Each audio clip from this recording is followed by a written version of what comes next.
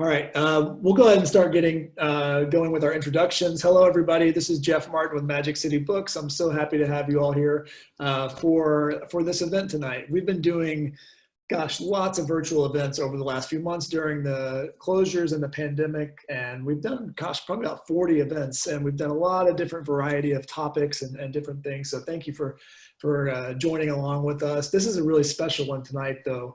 We have had the great privilege to do quite a few true crime launches. We actually did the first book event for Killers of the Flower Moon. And we, done events for I'll Be Gone in the Dark with Billy Jensen, other people like that.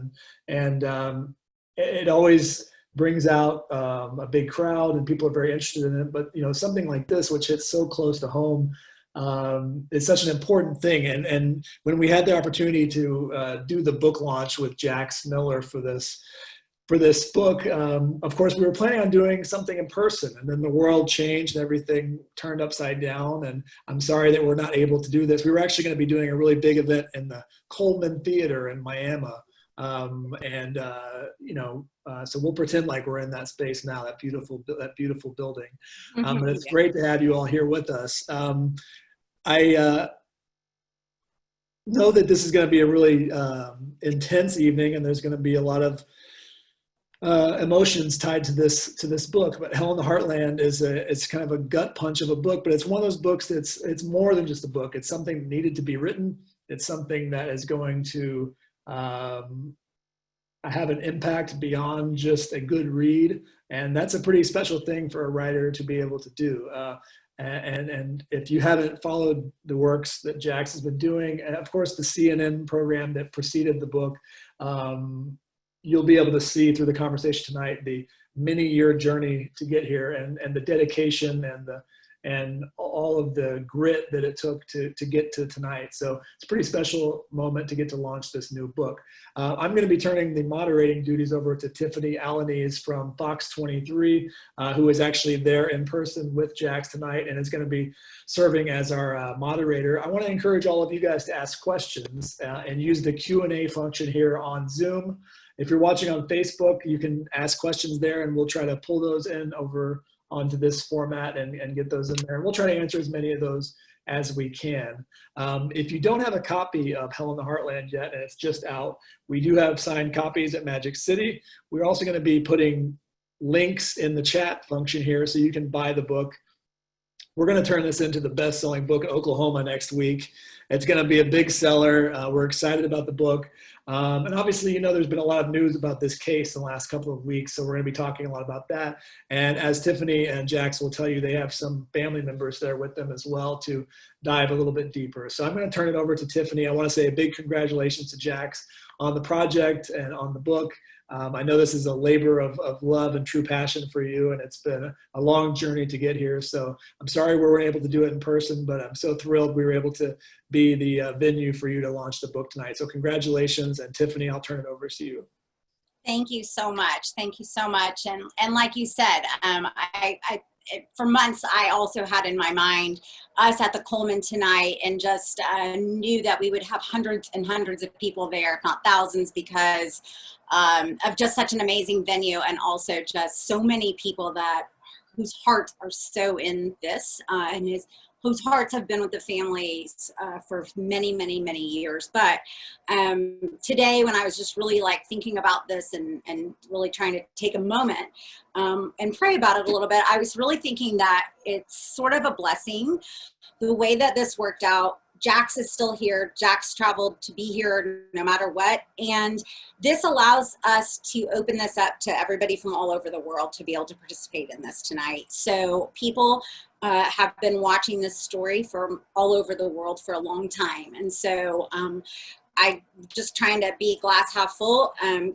grateful that for all of you watching wherever you are tonight, from Welch to Miami to all over the world. People, I know for me, for you, probably New you have York, friends. Ireland, Yes, exactly. everywhere. So thank you all, wherever you are, for joining us tonight. And what a congratulations Thank to you. you. Yeah. Y'all gonna make me cry. Yeah, it's so true though. I know mean, it's exciting though. It's weird. It's been a long time. It's like, here we are. It's wild to me. yeah, you probably thought like this wasn't like, it's surreal. It's I'm very sure. surreal. Yeah, Yeah. I always compare it to having a baby. You spend so long working on something and immersing into something, and then when it's here in your hands, it's like, holy moly, what do I do with this? Right, like here it is. Yeah.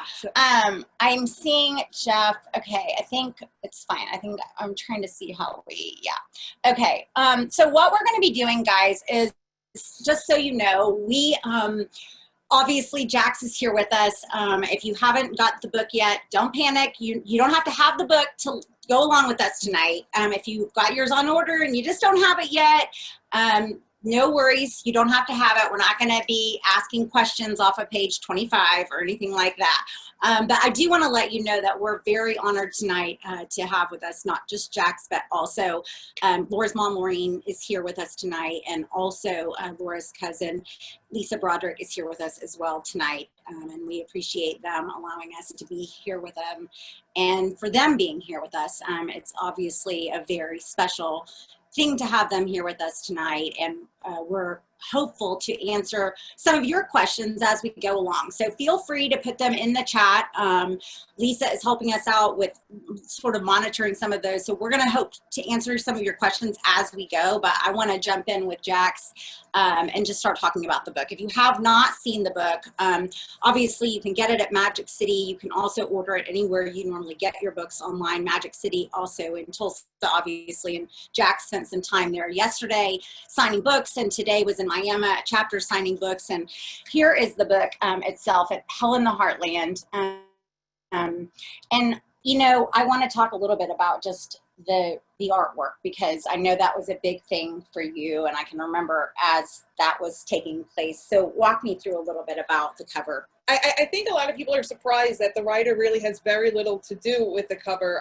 I was very lucky. I have a great team over at Berkeley, which is part of the Penguin Random House group, and they have their own art department there. And this was the first one they sent me. And when you compare it to the likes of the UK version, which is very subtle, it's very bucolic, and then you have this, and it's a pretty gut punch. And I remember sending it to the Bibles, and they were kind of like, "Whoa!"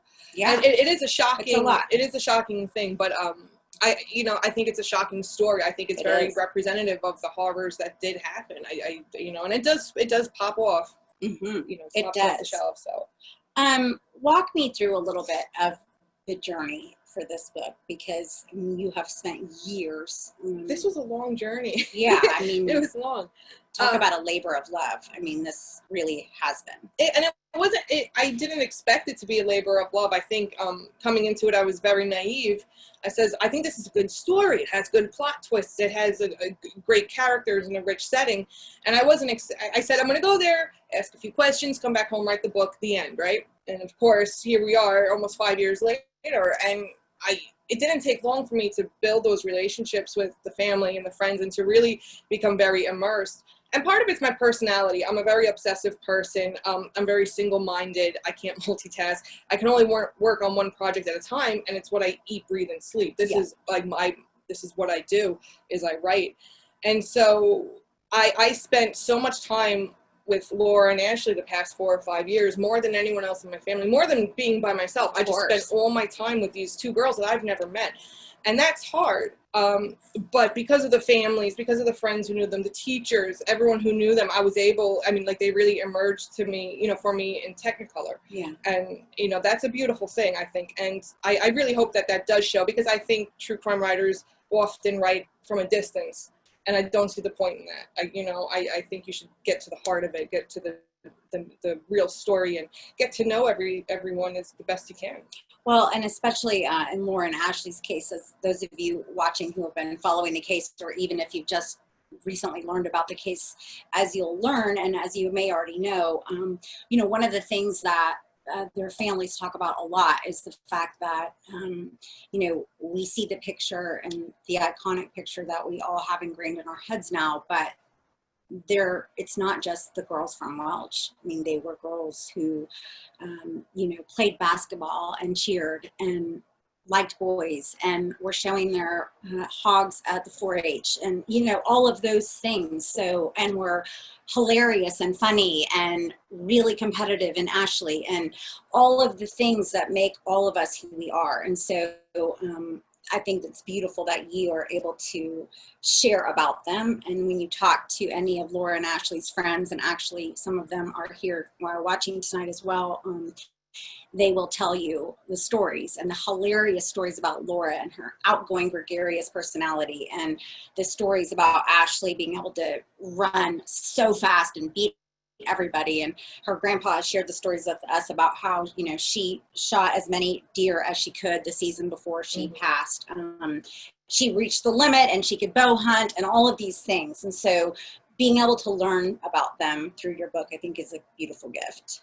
Yeah, I think in the true crime genre, which isn't my genre by default, I typically write fiction. This was my first nonfiction. And I think a lot of them don't focus on the victims. I think you hear people talk all the time about Ted Bundy, and I ask them, well, tell me one of his victims' names. And they can't even tell you the name. And I really didn't want to do that. I didn't want to glorify the crimes. And I think that does make up for a large part of the true crime audience. I really wanted to bring the girls to life. And I wanted to show audiences who Ashley and Laura were, not as victims of these crimes, but exactly like you said, Laura used to put the firecrackers under the feed buckets and skim the cream off the top of the milk at Dixie and at Grandma Dixie's house. And, it's that kind of stuff that I think really brings them to life. And I just hope I really did them justice. I hope I was able to do that for them and bring them to life on paper the best way possible. And hopefully, that remains for years to come. What was some of the, and I'm going to just kind of glance. Lisa, I don't know if you've seen any questions. Okay. Yet. So feel free to jump on to the Zoom chat with your questions if you have any questions that you would like, or also the Magic City folks. Oh, maybe they're putting them under the Q&A. I'm looking. Sorry, we were under the chat. I'm under the Facebook page. Okay. Yeah, it must be, we have a section here. Okay. Okay, so this is a question from Tracy Nyquist, and we'll just jump into one. And then Paula, I'm also seeing here. So how are Jay, Lorene, and Brad doing? So I don't know. Let's pop She can answer. Lorene in, and she can answer for herself about how she's doing. Do you want to jump in with us? Well, maybe I should just tell you, you're going to jump in with us. So here's Lorene, guys. So we'll just adjust the camera. But Paula Van asked how you are doing. Hi, we're doing fine. I mean, this has been our mission for 20 and a half years. And we're still focusing on it. As we mentioned, and as they mentioned at the beginning, obviously a lot of new developments in the last few weeks. Right, and that's something we're waiting to see where it leads us to the next step of what we're doing. Yeah, so obviously the hope is that they will be a lot of steps closer. Well, that's our hope and our prayers. Yeah, absolutely. One of the things, and I'm going to let Lorene answer this question, but Tracy Nyquist said in the TV special series, so the CNN special is what they're referring to. They did a 4-part docuseries. If you have not seen it, was it 4 or 6? 4. If you haven't seen it, you can find it online. But it says it was discovered that an insurance card belonging to one of the men's girlfriends had been found pretty much the same day they found the burning trailer, which was the Freeman's home. This implies to me that if it had been followed up immediately, there's a good chance the girls could have been found alive. Is this possible? Also, what was Mr. and Mrs. Bible's reaction when they heard this news? Well, they knew about it, of course. So I'll let you answer that, because I think that's something a lot of people have asked about. Well, as far as if it was followed up on, even when a private investigator found the card, took it to the OSBI, said, hey, do you want this card? He was turned down. He was like stopped in his tracks. We don't need you to be investigating something we're doing. Now, that's the old OSBI agent that was here at that time. So, that's why our family has picked up the gauntlet and we've become our own investigators is because of everything that didn't happen that should have happened. Yeah, so that's a good question, and I know a lot of people have asked about that. As Laurie mentioned, it's sort of hard to get your head around how that could have even happened when they had the insurance card and they didn't want it. But as Laurie mentioned, thankfully, there are new investigators and working tirelessly to try to get answers. So this says, I've been a fan since Freedom's Child. So excited to read the new one. Will the books be autographed if I buy online? I know you had done some signings. Yeah, I know, right? I don't know. I don't really do any of like the sales stuff, so I'm not quite sure. I haven't read this one. I think there's more coming in here. So I couldn't tell you, but I know that Magic City, if you order from there, they have some autographed copies. I don't know if Chapters has any more. Chapters will have some more. Chapters will have some have some more more. in Miami. So if you're wondering, that's in Miami, and then Magic City, obviously, in Tulsa. So yeah, I really have nothing to do with the sales, everyone. I honestly don't know how much they cost or where you can buy them. I don't, like, I just write. You can, right, you can buy them anywhere you normally buy books, and Magic City, obviously, as well. And they have more, and they can order more as well. What are the new developments? I see that's what Laurie is asking. So the only remaining suspect who is still alive, two of the other suspects who were named in the indictment are passed away. But the living suspect, whose name is Ronnie Busick, had a plea deal that he agreed to about 2 weeks ago, where he is claiming that he's going to give the information finally that he believes will be able to lead to the girls. So that's the new developments. And we are not, I can already tell you that they cannot answer any questions beyond what he's told, what they know so far. I mean, literally that happened 14 days ago. So everything is a big work in progress right now. And as Lorene already mentioned, obviously nobody wants to find them more than these families. And I can promise you nobody's done more tireless work than these family members, for sure. What else do we have? Is researching. So I read very slow. Bryson Knox asks Jax, has researching telling the story of Ashley and Laura opened your eyes to the other crimes and mysterious happenings that have occurred out west of Welch? If so, do you think the stories will be brought to life in the future? Actually, I am very aware of them. I get so many letters and emails and direct messages of, you know, so-and-so was murdered many years ago or missing. So I'm not a stranger to these, certainly. I do mention a lot of them in my book, and this stems from when Jeremy Jones confessed to several murders in this area. So I do talk about several of them. I talk about Jennifer Judd, Justin Hutchins, Deanna Dorsey. Yeah, I talk about Deanna Dorsey a lot in this book. So yes, I do bring them up, some more than others.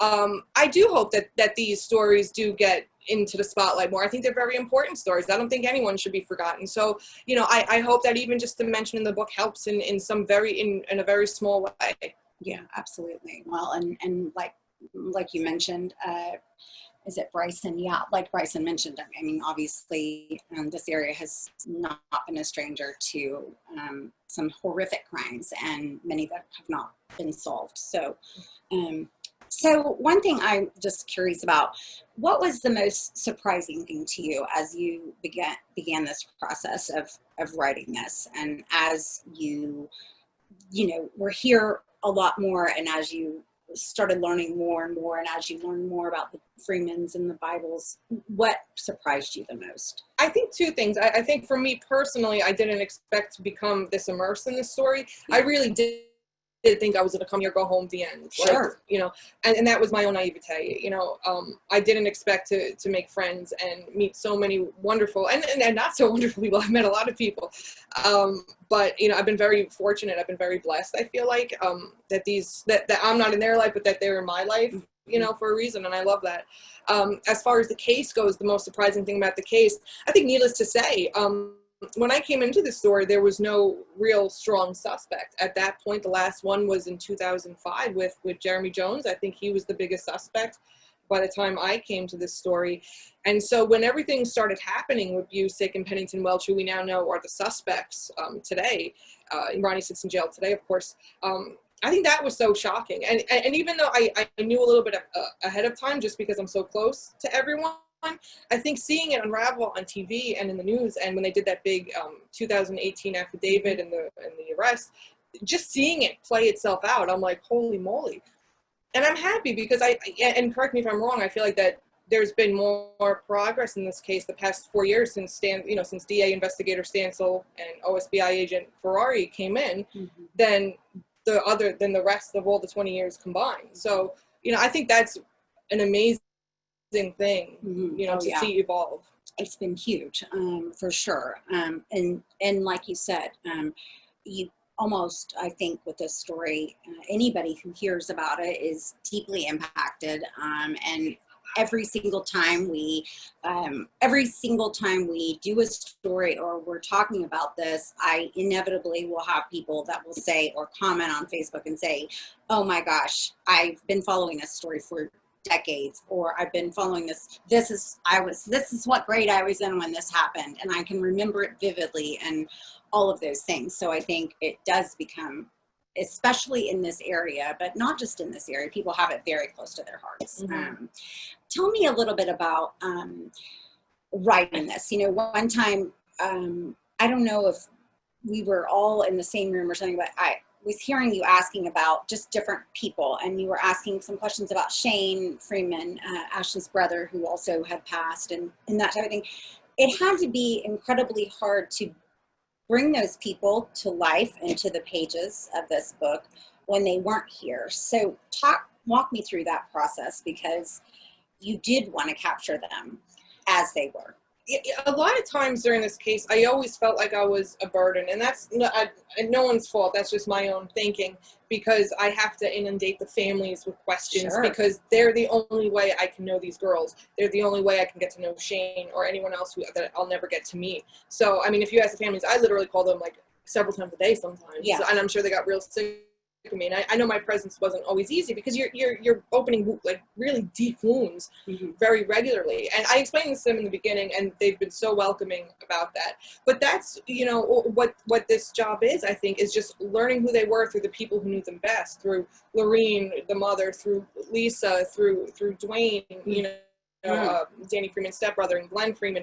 And yourself, he has great stories about Ashley. And that's how they become real to me. And then it's my job to sit with people I've never met, and I have to kind of take the rest of it and try and make something out of it. And that can be difficult, especially when you're writing about real life people, because you don't want to disappoint anyone either. Of course. As far as Shane Freeman, I felt like he was a lot easier to write than the girls. As we know, he was very different from the girls. He was a little more rebellious, and I think I was a lot more like that. I think I was that wild child. So I felt like in talking with his friends and classmates and teachers and family members, I was able to relate to him much easier. Yeah. So he was easier to write. The girls being wholesome, sweet little things, that was harder to write. So, what other questions do we have? Jax, was there a particular thing that took this case from something that you were interested in to something you had to get involved in? That is the question from Chris Davis. I think a lot of it boils down to a personality thing. I half joke, and it's not a joke, but I flippantly say, my father's on the spectrum. He's very focused. I don't have Asperger's, but I do narrow in, and I don't let go. When I get a bone, that's it. And so I think that's really boiled down to personality. But it was also impossible, because once I got to know the family, and once I got to know the girls, I one particular time, and I write about it in the book, I was at the airport. I was like, I'm done. I can't do this.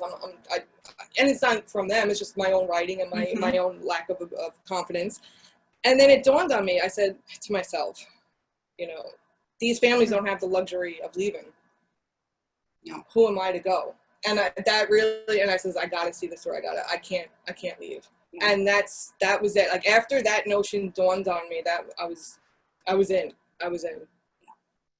What has the process been like? I always say, and I know she'll hate this that we're talking about her, because she's close to me. We're both COVID negative. But she doesn't like us to talk about this. But what was the process like for you as you got to know Lorene and as you watched her, as I have I know shared she's with our really viewers. close. Yeah, exactly. Like, scoot over. She might start Yeah, smacking exactly. under the table. Any of our viewers know that I've said this countless times on the air and on social media and that type of thing, but I've said that you won't ever meet anybody like her, and I've never, ever, ever met anybody stronger and more determined. And it is absolutely inspiring and emotional to watch her in action, as I have for 20 years. And things that have occurred to me at different junctures of my life watching her as I've grown up watching her, because this happened when I was a rookie reporter in my 20s. And so 20 years later, I'm now a mom and a lot older. So seeing it at different stages has hit me. But what was it like for you also as a mom and as an author to just see this person who herself could be her own book and a movie? I say that all the time. Julianne Moore, I think, should play her. I mean, like, she really could be. Close your ears. Any good screenwriters out there, if you want a good movie, she's amazing. Yeah, I'm telling you. Yeah. I'm telling you. And it's funny because when people review the book, they focus on her. Mm-hmm. And I didn't even do that on purpose. My view of her really came out on the pages, and it wasn't intentional. And they're like, wow, your feelings for her, like the way you paint her, like Saint, I call her Queen Lorene. Mm-hmm. But honestly, when I first came here and I started asking her questions, and I knew it was going to be difficult, I'm asking her to open up those wounds again. I expected this woman in a black veil to just sob and weep and drink herself. Like drink herself to death. That's what I imagined, probably because that's how I would probably be. I don't know if I could honestly do what she does. And when she wasn't that woman, I didn't understand her for a long time. And I said that. I've said to her, I don't understand you. And over time I did, because there was this stillness about her, this reservation. And I think a lot of it is that Midwestern stoicism about her. And I was so struck by it and impressed by it. And Lisa and I will have these conversations a lot more, where sometimes I'm in situations, I'm like, what would Lorene do? Honestly, because I'm a New Yorker, I'm expressive, I use my hands, I yell. And I says, I want to be more quiet. I want to listen. I want to be more still. And she was such an inspiration. I hope she doesn't snag me on her table, but I was so inspired by her and her personality. And I'm with you. I think she is the strongest woman I've ever met, literally. There's no question. And I'll say one more thing too. Not only is she this champion mother for Lauria Bible, and I'm sure this is the same for you. She, in my own life, when my mother died, she was the one on the phone with me. When things happen to me, I'm going through panic attacks, she's there for me. And that's always very special to me. And I talk about this one time in the book, without getting into too much details, where I was panicking. And, I have panic attacks a lot. And I called her up, and she calmed me down. And I says, this whole time I've been trying to look at Laura through Lorene's eyes. And for the first time I saw Lorene through how Laura would have seen her, as that motherly figure. And that was such a powerful thing to me. That's huge. Yeah, that's really, really huge. Let's see what else. There's so many, I don't know where to read. Somebody has a question about you being from Ireland. So Mary is asking. Mary lives in Tulsa, but she's from Ireland, so she was asking about your I lived there for 10 years in Dublin. My husband's Irish. I'm not. I'm a born and bred New Yorker. That's why I sound like Judge Judy. Now I just lived there for 10 years. I love it. I love Ireland. It's another home to me, and miss it dearly. I love this question. And maybe we'll let Lisa pop in here and share some of these. Lisa, why don't you come in on this side of Jax? Chelsea asked, and I love the question. Chelsea, thank you for popping in with this one. What were some of the most fun memories that the family shared with you? And I'm going to scooch over and let you talk a little bit about it, because you have some priceless memories that you've even told us through the years. Well, she was the funnest kid, and there's lots of cousins, and so we always spent a lot of time together. And she followed us everywhere. She was a fun kid, and anything that we were doing, I was the oldest, so anything I was doing, she wanted to do, and she could do it better. I mean, that's just how she was. If I was doing hair and makeup, she was right in the middle of it. No doubt about it. She was going to do it bigger and better than I was. Even though she was 6 years younger than me, it didn't make any difference. And I I'm a hardcore, have been since I was tiny, Reba McEntire fan. Hence, Laura was a huge Reba McEntire fan too. And one of the memories that I know I've shared with these girls, because it was just so special to me, we took a family trip to Colorado. And me and Laura and Melissa's in the back seat of the car with a boom box, because, you know, that's what we had back then. Of course. And I think we drove poor Uncle Jay nuts the entire trip, because Reba was sang the whole time. So once we get to our campsite and we set it up, she took the boombox and climbed up on the side of the mountain and turned on Reba, and there was not a person in the valley of that mountain that did not hear that girl singing Reba. So that's one of my favorite memories of her. But she was a ball of fun. She was just, and she's so missed. We just really miss all those opportunities that we haven't had with her for the past 20 years like we had back then. And her personality. Just oh my gosh. Like bigger than life personality. Bigger than life personality. I mean, if you could pick one of us grandkids to say who was the most fun, it was definitely her. The rest of us have our own strengths, but hers, she was the one who brought the fun to the table every time, hands down. Mm-hmm. And some of her childhood friends, I remember Sheena describing, I mean, even in kindergarten, just her being and we'll have the girls come out and we'll talk about that a little bit later.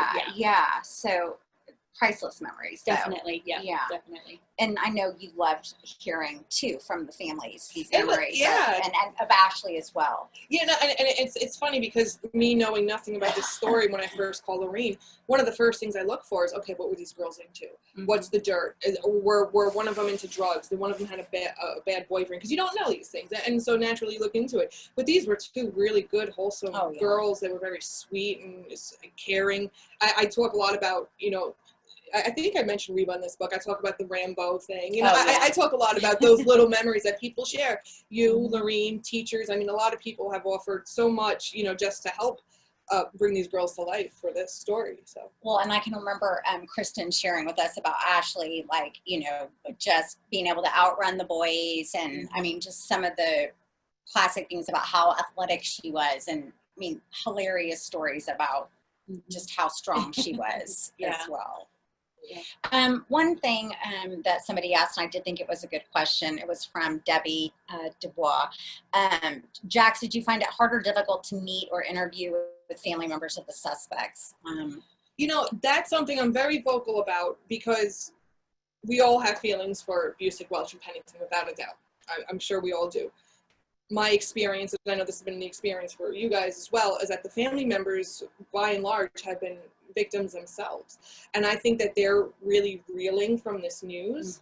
Mm-hmm. You know, I do talk to family members of all three of them, Welch, Pennington, and Busick, and my experience is that they're fantastic people who themselves have been through a lot. They were not raised in the best homes, some worse than others.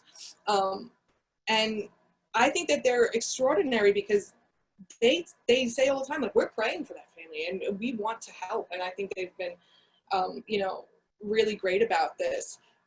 So no, it wasn't hard for me to meet with the with the family members of the suspects. It wasn't even hard to meet with the suspects. I think it was harder with the family members because you're making them sift through this tragedy, and that's hard. I think it's easier to sit with someone who's hurt someone because I'm not feeling their pain. Yeah. You know, I think it's harder with the relatives and the family. And I will interject on what you said. As we know that they pray for us, we pray for them as well. This has not been easy for any of these men's relatives. These people didn't ask to be put in this situation, and we really truly do. We are concerned about them, and we do pray for them. So I think that's important. Not only that, Lisa, but family members of some of the suspects have reached out to you and Lorene, and even talked and met with you and Lorene to provide information, just so you guys know at home. They have been able to provide information to the families to really help in this process.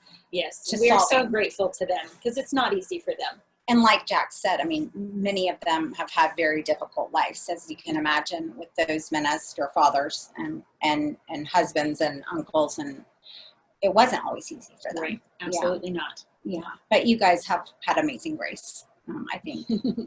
Definitely. Yeah, so that's a really It's a good word to big put. testament. Amazing grace. That's a good term for it. Yeah. No, it really is. You guys really have. Okay, what else? Accountable.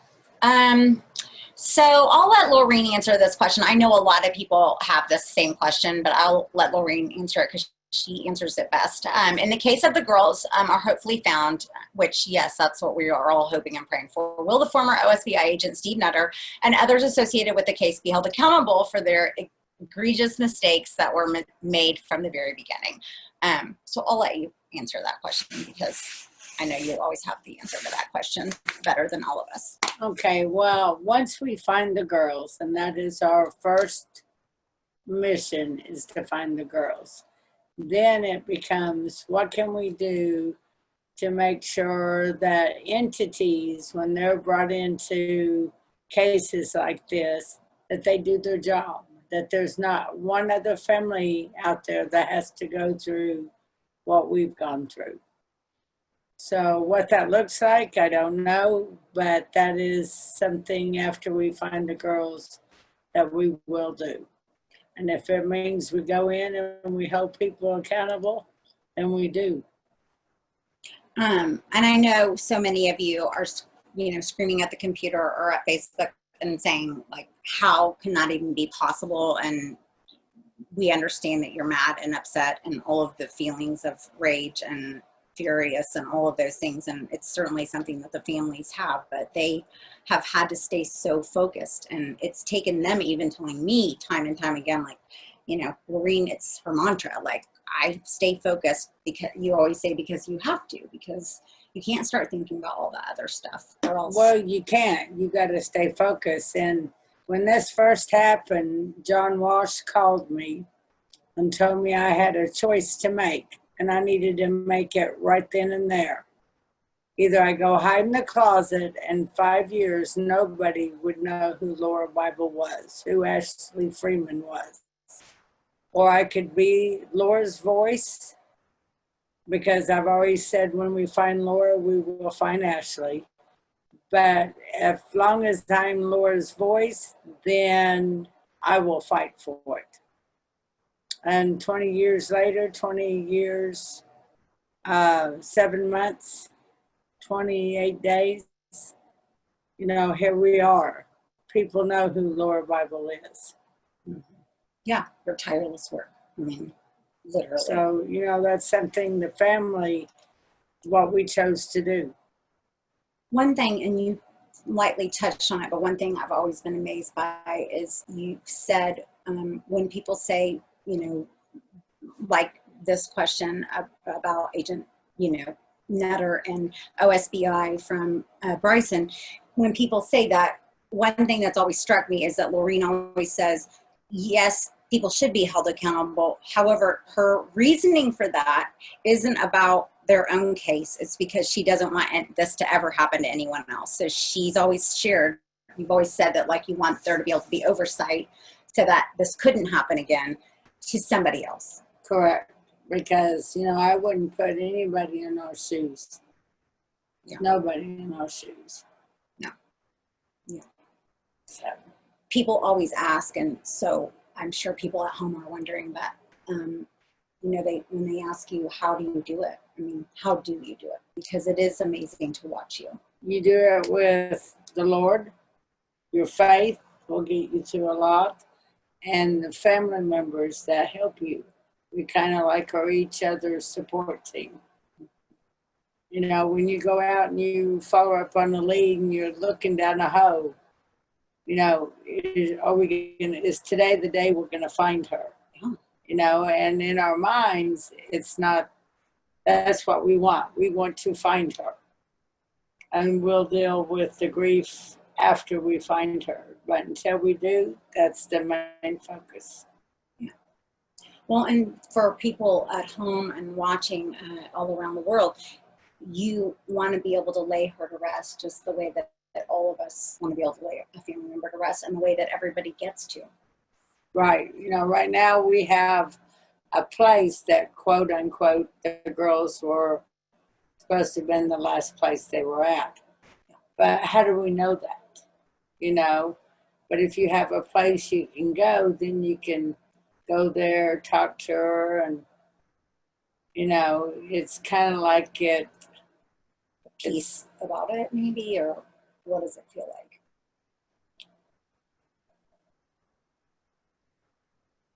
it just gives you a place to go.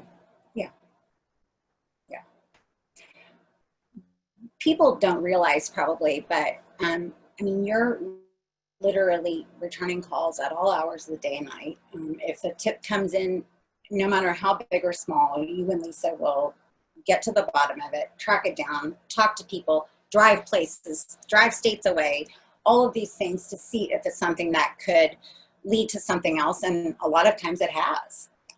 Correct. A lot of times it has. There's a lot of times once we get it, it's just hearsay that somebody overheard at Walmart, Right. you know? Yeah. But to them, it's something, hey, this is what I heard. Yeah. So to them, it was brand new to them, but it's not to us. Yeah. So you can sort through the stuff that you've already investigated to the stuff that you need to still go investigate. And like you always say, nothing is too small. So if somebody knows something, but one of the other things you've talked about over the last just few years especially is this notion of, so when you're talking about the suspects and this life that they ran, in a pretty rough life by anybody's description, you said, you know, there's a lot of their children or children that were friends with their kids that have vivid memories of these men and things that they said and things that they did involving the girls. And some of those people have been the people that have come forward now, because a lot of them were young when it happened. Right. And when we went and started our Facebook, Find Lauria Bible, those are the people that says, hey, I was a kid back then, but now they all have children of their own now. And this is brought real to them. What if something happened to one of their children or their child? Yeah. You know, what would I do? And then, you know, that brings one, another. But as children, those kids did not have very good lives. So for them, it's rectifying, you know, what they saw back then, heard back then. They're old enough to say, I wouldn't want this to happen to my child, so can this be of use? Yeah, coming forward And telling us what they are, remaining anonymous. Yeah. So that's one important thing, I think, to Lisa to mention, is that Maureen's sick of being on camera. You can't tell. yeah. That's one important thing too, is that, you know, people do talk about how they're scared, and people would say to me, like, how are they scared? It's 20 years later. Like, I'll promise you, people are scared. Right. Right. That's very true. And that's a very real thing that isn't pretend or fake or anything like that. I mean, they really are scared. They truly are scared. And we do try to take that into account. We try to keep everything that we can completely private. Yes. Once we've checked things out, if it is something that we need to pass on to law enforcement, then we cross that bridge when we get to it. And I know, Jax, you get a lot of stuff on your page too because of writing the book. And she does a really good job of keeping it anonymous. If they've asked her to, she will call us and say, hey, I have this, it's anonymous, right, but here's what I have. And then we go to work on it and we do what we have to do. But yeah, I mean, anyone can send a message to our page, and there's only 2 people that see it. And those people are right here in this room. And no one else sees it until it's absolutely necessary. And we have all permissions to move forward at that point in time. And another thing that I do want to point out is, often we hear, I read everything. I read every post that's made. I don't respond to them, but I read them. And I will often see posts where people say, well, I called those women and I gave them information and they didn't do anything with it. That isn't necessarily true. I promise you, we check out every single thing. If it's nothing to us as far as something that's useful, then we're going to disregard it and move on to what's next. It doesn't mean we didn't listen to you. Right. It just meant that the information you gave is not something that we can use at this time. But I can promise you, I have several notebooks. Lorene has several notebooks full of tips. So if it's something that we need to go back and look at, we absolutely have that. But just because you may not get a phone call from us saying, hey, we have checked out your tip, here's what we found, doesn't mean we haven't done it. Yeah. Because I can assure you, we've definitely done that. Oh, absolutely. Yeah. Well, and for people that may be watching and new to the story, absolutely, they have the Find Lauria Bible Facebook page on Facebook where you can go. They update regularly, and with so many new developments that have been happening in the case, even just as recently as the last few weeks. And let's talk about that, because if people go, they may say, this is crazy. Why would you guys have allowed him to have a plea deal? And it's not enough time. And you've heard all of it. And you've read it all. So I want you to have an opportunity to talk about why and why that was so important. Well, you have to see the bigger picture. And as I've said on our Facebook page before, we know things that you don't know, and we know things that we cannot tell. Right. We have to keep so much stuff private. And with that being said, everything that we know, we knew that if this went to trial any other way, we're looking at this being drug out a couple more years. I mean, we've already been 2 years. And his health is not great. We have some other personal issues going on here. That time is precious to us at this point. And we needed to get the information that we could out of him that was most useful for us to be able to go forward and find the girls. Because again, overall, that is our number one goal. And, I've read things like we've made a deal with the devil, which that just really kind of shook me, because I'm like, seriously? Why would anyone say that? But it happens. We didn't make the deal with the devil. Like that's not it at all. I mean, he has this opportunity to get himself out of jail a little bit sooner. Who knows what's going to happen, and what we know we can't really talk about at this point.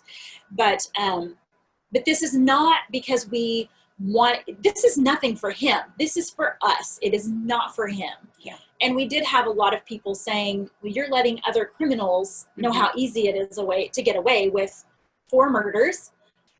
No, that has nothing to do with it. Of course, we want him to be punished, but at the same time, we're God-fearing people, and it doesn't matter what he's going to get here on earth. What's coming to him in the afterlife, that's, it's going to be far worse than any prison he could ever go to here. So it was just super important for us to get the information we could get so that we could move forward and hopefully find the girls in the next weeks to come, and then move on from there. That would be huge. Very huge. Jax, I'm just watching our time a little bit. I think we're ending now. Are we ending? I assume, right now? Is it 7:50? Yeah. We're ending. Oh, okay. Well, we're going to end in a minute, but I did want to just ask you. I don't know when he's telling me. I'm horrible with going over, so I'm sure that he'll tell us. But what does the BVI mean? Well, that's kind of funny. So I will let Lorene answer it, because they deserve the BVI designation. Trust me. That's a funny story, though. For all the time that we have been investigating, because the FBI, the OSBI did nothing. So we decided we were the Bible Bureau of Investigation. And they have shirts. Look at Lisa's shirt right here. You can see the shirt even.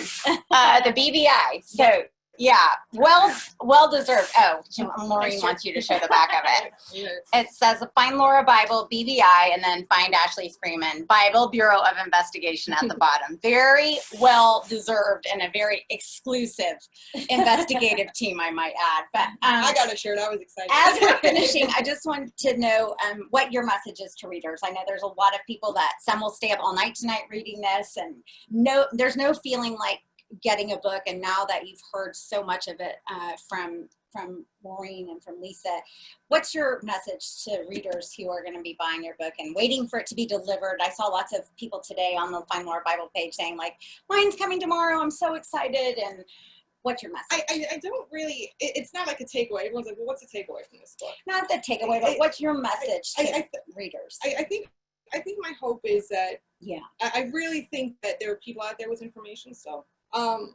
And I know that the publicity helps. I know press coverage, even when you do a story, you know, I know that press coverage gives a little boost with people coming forward and tips. And I'm hoping that this book can joggle some memories. There's stuff in here that you've never seen before. There's stuff in here that has not been in papers or in the show or anywhere else. Very exclusive, even for people who've closely followed the case. There's a lot of new stuff and exclusives. And I hope that when put all together, it's like you look at the book Zodiac. You have all these pieces of information that mean nothing, but when they were all put together, suddenly they had this strong suspect. And my hope is that with all these pieces all together, and I take stuff from the Bibles, I take stuff from the Freemans, from law enforcement, and when you put it all together, even the suspects, when you put it all together, maybe that's going to jog something. And I do think there are people with information. I think they're afraid. I think they're afraid of what's out there. I think they're afraid of getting in trouble. You know, a lot of them are in this methamphetamine culture. And I hope that they can overcome it. I hope this book strikes them on the right day, you know, and hopefully help family, you know, help these guys get closer to finding the girl. Yeah, absolutely. And sharing their story as well. So thank you to all of you who have joined us. I do want to let you know that if you are on Facebook, or if you have access to Facebook, we will be jumping on the Find Lauria Bible Facebook page for an event there as soon as we're done here. So if you want to go to the Find Lauria Bible Facebook page, you can join us there for more discussion and just to talk more. So we are greatly appreciative and grateful to Magic City Books for hosting us tonight and for making this a reality, even with COVID and even with all of the restrictions in place. Here we are still doing this and still having the book release. So congratulations to you. Yes, and thank you for your heart and for the years that you put into bringing the girls and letting I just hope it helps. I hope it helps. Yeah, I really hope it helps. Absolutely. I hope I did everyone justice. And yeah, and when you're finished reading, pass it on. Yeah, make sure. Share it. Don't let it collect dust. Share it with somebody else and get the word out so that people are reading it. Yeah. Thank you to Magic City Books. Thank you to all of you for joining us from wherever you are. We've loved to have you. We're unstable. Yes, our internet connection is unstable. Invite him for the. I did. Yeah. We'll see you soon thanks, at Find Lauria Bible, LAURIA. Go there. We'll see you in a few minutes. That was a good question. I just saw that one. Is it too late? I'll answer. Well, no, it's okay. I will do it in the next thing. Yeah. That's a good question, though. All right, I'll do it real quick until Jeff kicks us off. I thought he already kicked us off. Okay, let's just keep going. Well, because that's a good question. It still says okay. As a teacher at a local school, what lessons can we learn from this case, Lisa? And how can we best honor their memory? That's a deep question. It is a deep question. I like it though. Yes. Well, let's give you a minute to think about it, and we can answer it on the Find Lauria Bible page. Well, definitely one thing for sure is we are in the process of setting up a scholarship program. That's very important to us. That's once we get it all worked out, all the details worked out, that's going to be go to the girls' schools. So one for Welch and one for Blue Jacket. And it's going to be in memory of the girls. So that's really important to us, is to be able to pass on the education that the girls did not get. And so a portion, Jax has graciously given a portion of all that she's making that's going to go into that scholarship program. And we also have a link at the very top of our page. Anyone can donate to that. We do have, our money separate for the reward that's still there. And then we have this one that we're setting up for the scholarship. And so that's something that's important to us, is we want other kids to get the education that our girls didn't get. Yeah, that's huge. And what a great way to honor them both. Yeah. And because you just mentioned that, I know we touched on it briefly, but there's a very large reward that that will go to, if somebody brings information that leads directly to the girls' remains. There's a very large reward that has not been touched that's still available. And you can remain anonymous to the family or to OSBI or FBI or whoever you want to give your tip to. You can absolutely remain anonymous. So. I would say here, just for the information, we'll just throw this up there. That's of where to go if you do have tips, the OSBI and all the pages and numbers there. I think the link to the scholarships there. So take a screenshot. That should cover it. Yeah. That's it. Thank you again to all of you. It's been our pleasure to have you all. Thanks for your great questions tonight. And again, a big thank you to Magic City for hosting us and for really having such a heart for true crime and for a local story as well. That's awesome. Thank you guys. I love you all. Bye. We'll see you on Lauria Bible in just a few minutes.